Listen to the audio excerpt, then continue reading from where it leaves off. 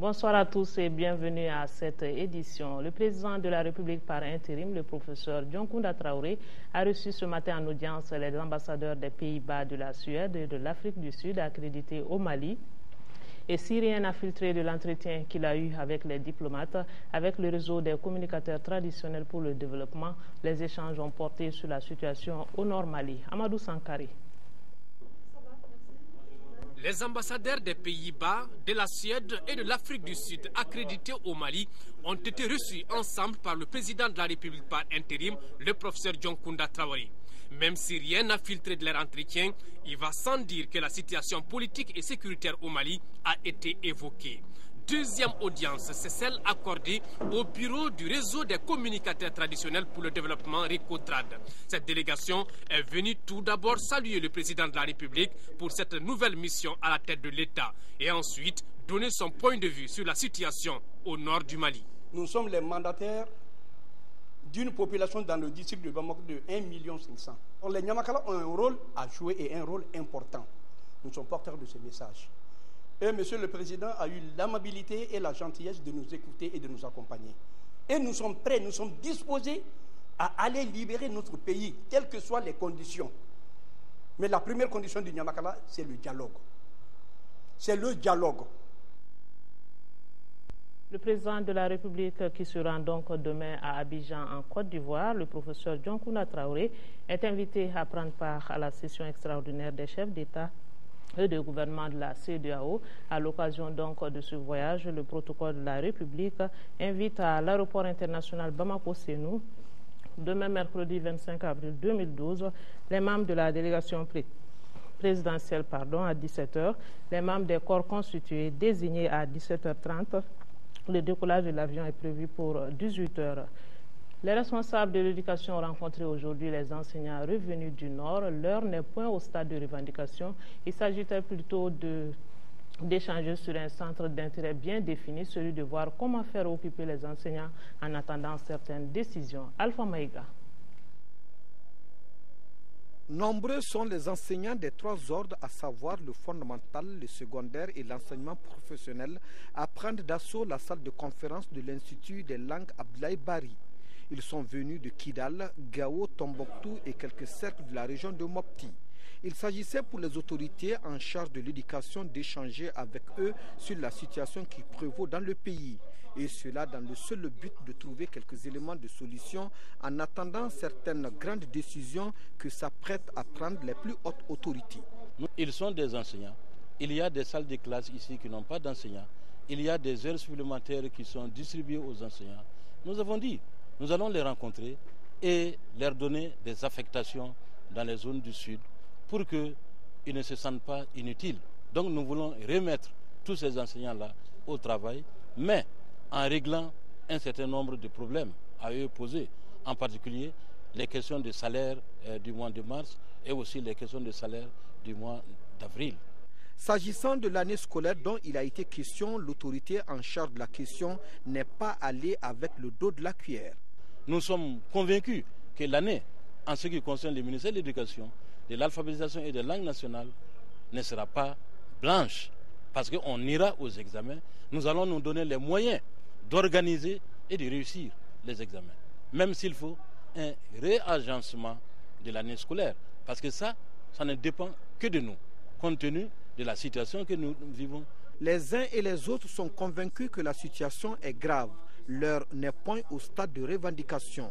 Le seul fait de se retrouver ensemble ici est une note de grande satisfaction. Une urgence s'impose pour reconquérir les villes du Nord sous domination des assaillants d'AQMI, du MNLA et d'Ansardine. C'est la conviction de l'Union nationale des travailleurs du Mali, UNTM, qui a tenu ce matin à la Bourse du Travail une conférence de presse sous le thème « Renforcement des institutions républicaines et la sauvegarde de l'intégrité territoriale ». C'était en présence des secrétaires généraux de l'Union régionale de Gao, Tombouctou et Kidal. Daouda Sidiki Diarra. Exclusivement consacrée aux problèmes du Nord, cette conférence de presse de l'UNTM a été une occasion pour les travailleurs de lancer les cris de cœur. Nous avons interpellé les autorités de l'époque pour leur signifier la gravité de la situation et le constat que l'Union nationale des travailleurs du Mali a fait sur le septentrion, le 31 janvier 2012.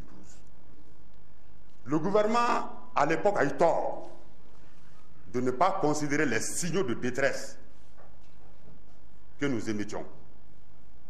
Les secrétaires généraux de l'Union régionale ont fait des témoignages accablants sur le calvaire que les travailleurs vivent à Kidal, Gao et Tombouctou. Selon eux, les salaires du mois de mars ne sont pas encore perçus par leurs militants.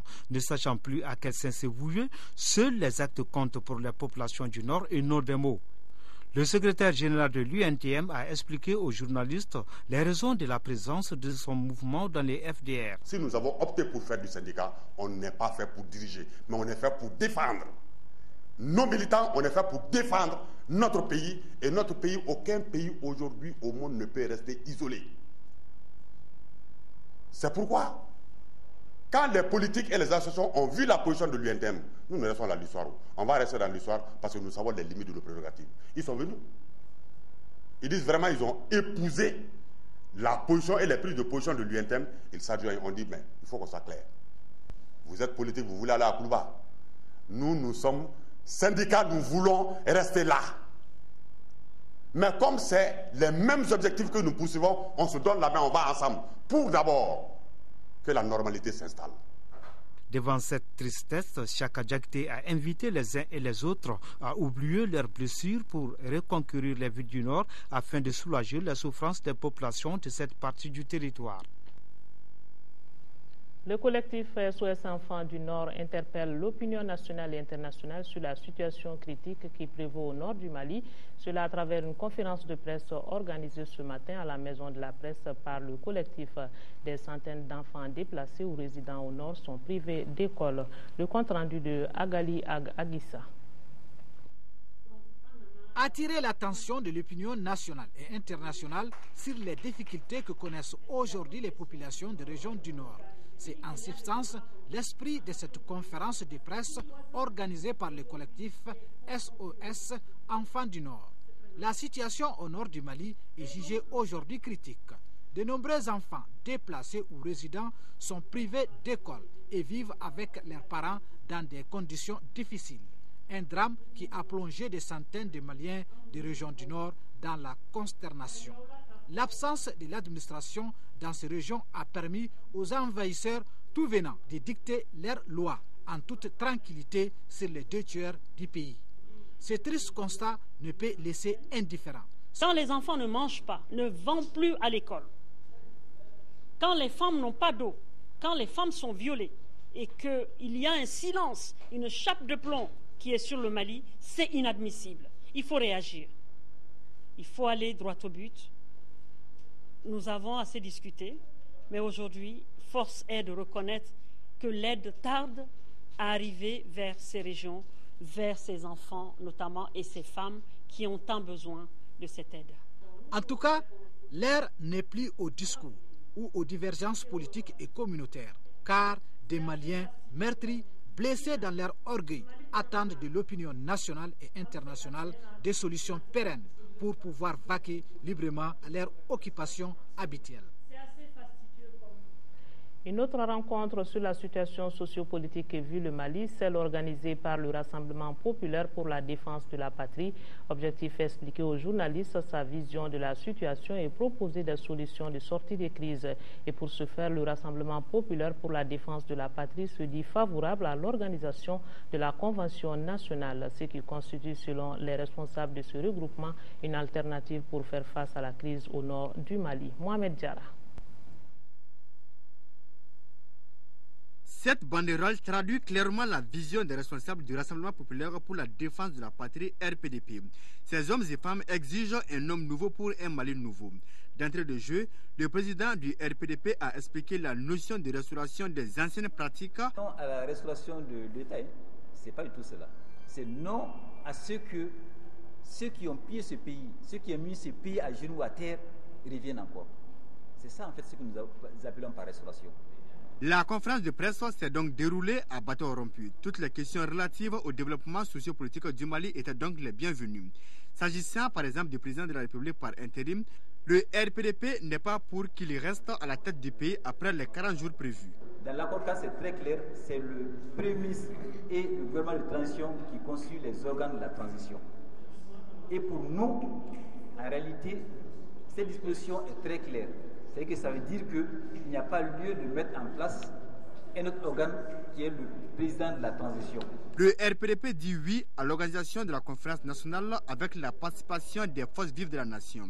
Ce qui constitue selon le RPDP une alternative à la gestion de la crise dans le septentrion. Il y a lieu aujourd'hui qu'entre Maliens, on se retrouve, qu'on se parle et qu'on se trouve rapidement, je dis bien rapidement et très rapidement, une solution à ces problèmes. Qui en fait ne sont pas les vrais problèmes. Les vrais problèmes sont devant nous, c'est la libération totale et immédiate des régions nord qui sont occupées. Après 2 heures d'échange, les uns et les autres sont répartis avec un petit capital d'idées. Des idées qui concernent tous les domaines de la vie nationale. Et dans le même chapitre, le staff de WaterAid au Mali a organisé également ce matin une rencontre de programmation de ses activités. Fadem Baki Keita. Ils sont représentants des services techniques de l'État, des communes, des ONG, des organisations de la société civile à répondre présents à cette rencontre. Une rencontre qui doit permettre à WaterAid Mali et ses partenaires d'analyser les répercussions de la crise et d'en tirer les enseignements pour une meilleure orientation de son programme en faveur des populations. Pour nous, compte tenu de cette situation, nous pensons que c'est aujourd'hui plus que jamais que les communautés ont besoin d'eau, d'hygiène et assainissement.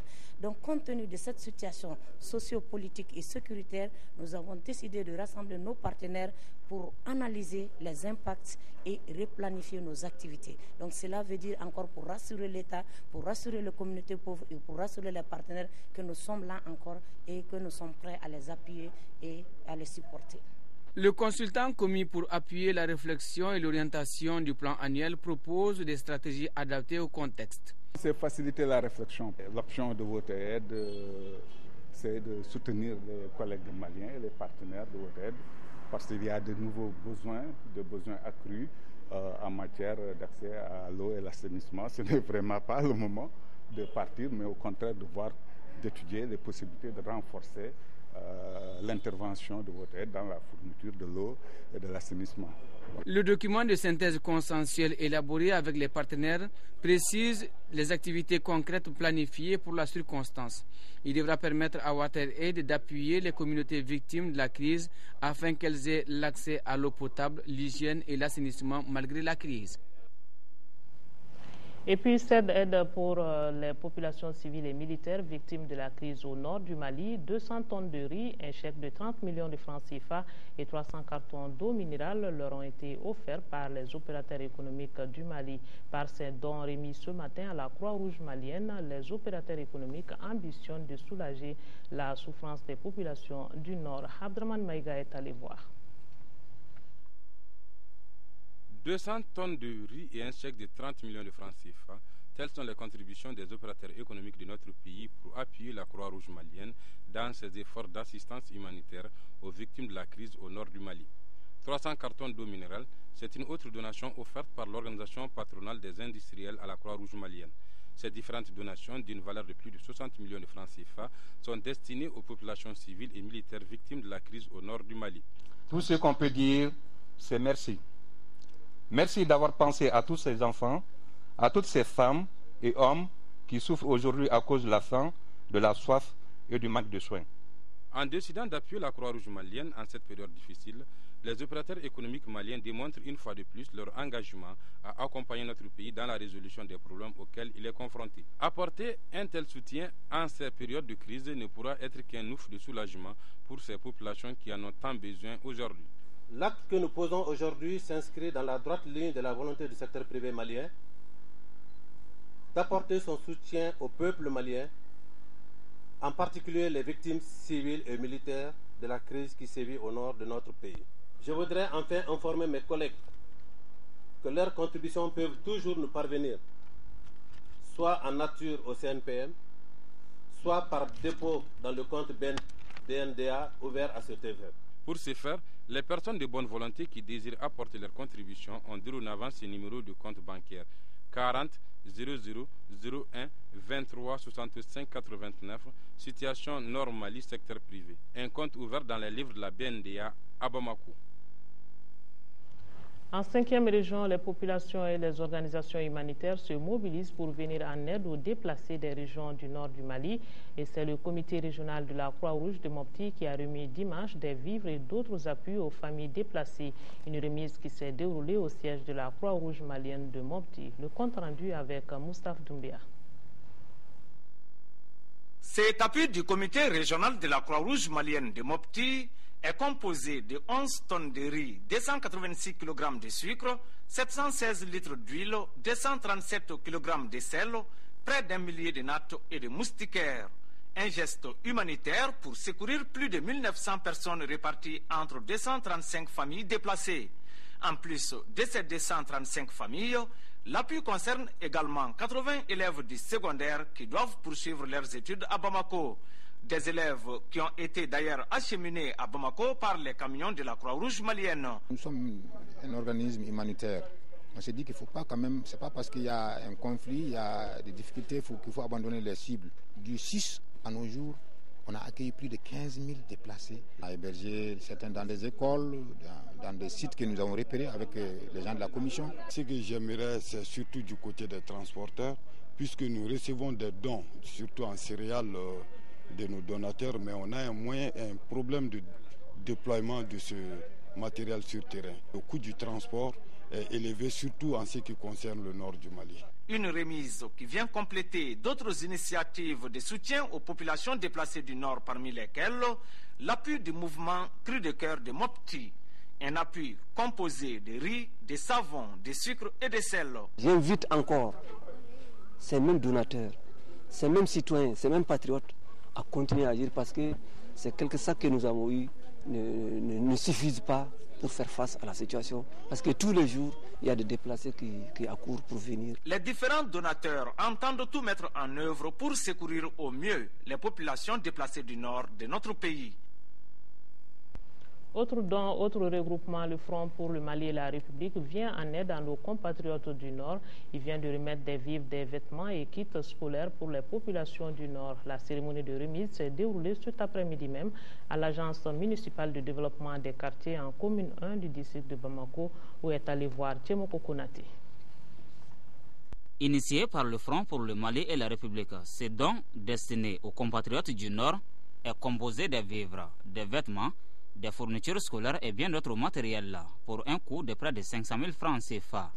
Pendant combien de jours les gens sont assiégés au nord? Pendant combien de jours une personne peut attendre avant de pouvoir manger? C'est pour ça que nous voulons juste la tartine au quotidien pour les Maliens. Au quotidien, c'est-à-dire peu importe la valeur.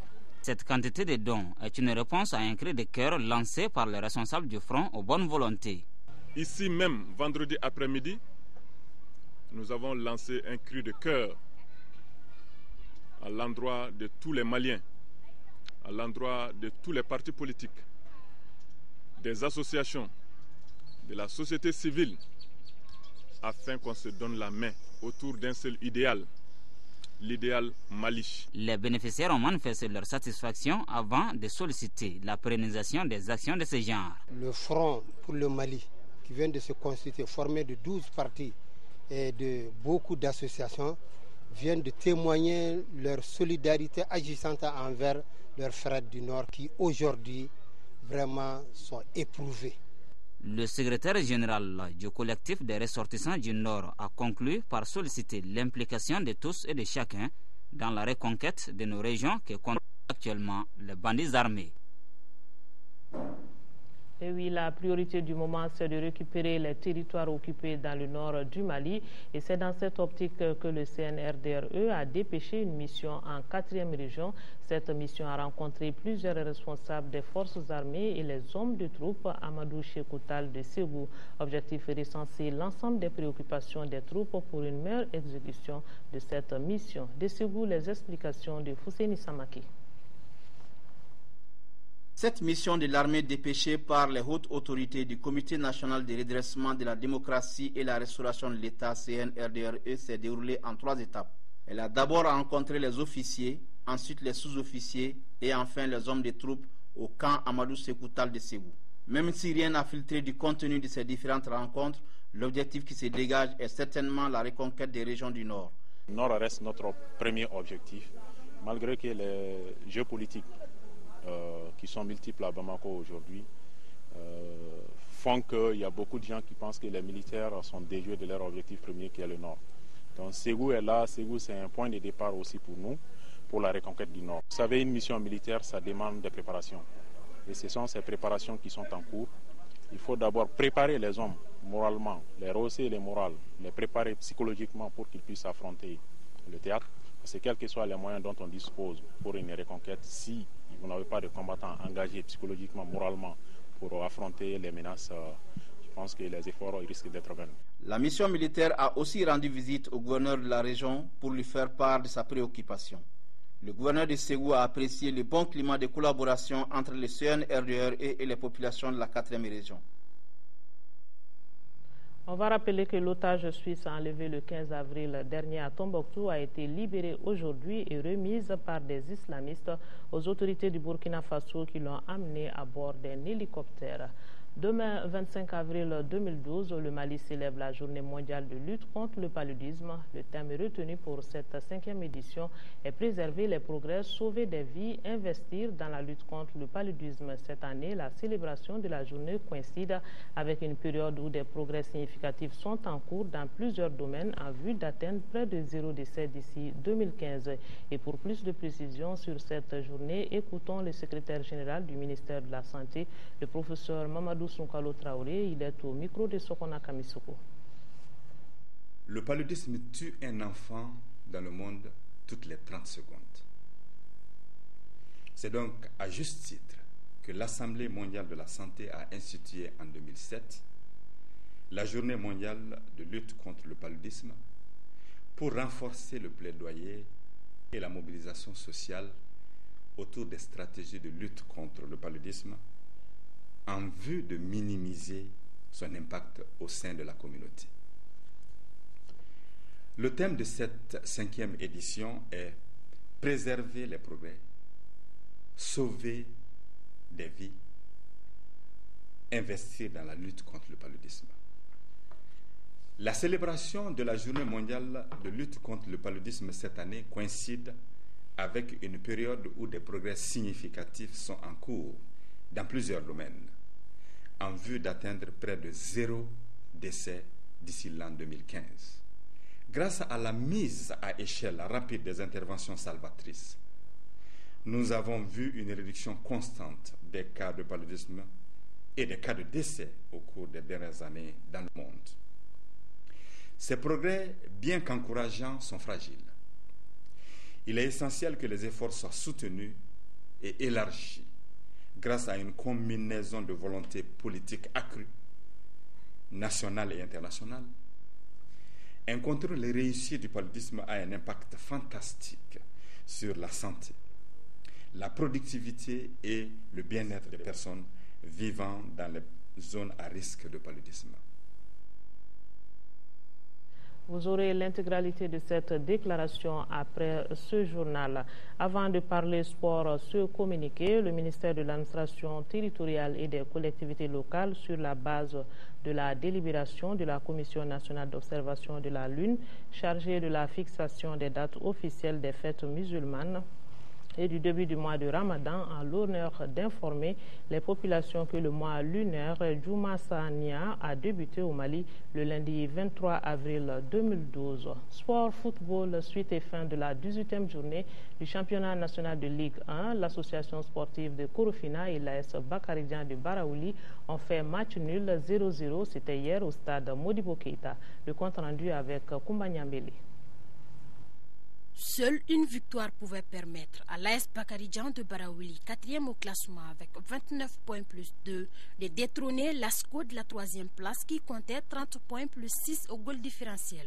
Mais les 90 minutes de cette rencontre donneront cette équation. Une partie de ping-pong, résultat 0-0 à la pause. Pourtant, à l'aller, c'est l'AS Bakaridjan qui l'avait emporté. 2-0. Aujourd'hui, nous sommes à Bamako pour le match retour. Le match va se jouer en seconde période. J'ai vu l'évolution de suite, j'ai vu leur point fort et leur point faible. C'est à moi de réagir. Nous sommes venus pour relever le défi, c'est pourquoi nous sommes en train de tout faire pour au moins se marquer un but au début. Inch'Allah, ça ira en deuxième mi-temps. Après quelques conseils techniques, les deux formations montrent un nouveau visage en seconde période. Mais manque de précision dans le dernier geste. Au finish, l'arbitre Gaussou Kane siffle la fin du match sur le nul blanc de 0-0. On était venu pour vraiment gagner ce match-là, avec un jeu ouvert. On a vu que l'adversaire n'a joué qu'avec un seul attaquant. Il a beaucoup joué plus défensivement qu'offensivement, ce qui nous a créé beaucoup de problèmes. Avec tout ça, nous avons eu des occasions. On n'a pas, avec manque de concentration, les attaquants n'ont pas pu marquer là-dedans. J'ai voulu tuer le match en ce second mi-temps. J'avais opté pour l'offensif, mais mon latéral droit a été blessé. Après 18 journées disputées, l'ASCO est 4e avec 31 points plus 5 et l'AS Bakaridjan est 5e avec 30 points plus 3 au goal différentiel. Voilà, c'est sur cette page sport que se referme ce journal. Demain, 10h, 13h, Aïssata Ibrahim Maïga. Je serai là pour les éditions du soir. Merci de votre attention. Bonne suite de programme sur l'ORTM. Bonsoir.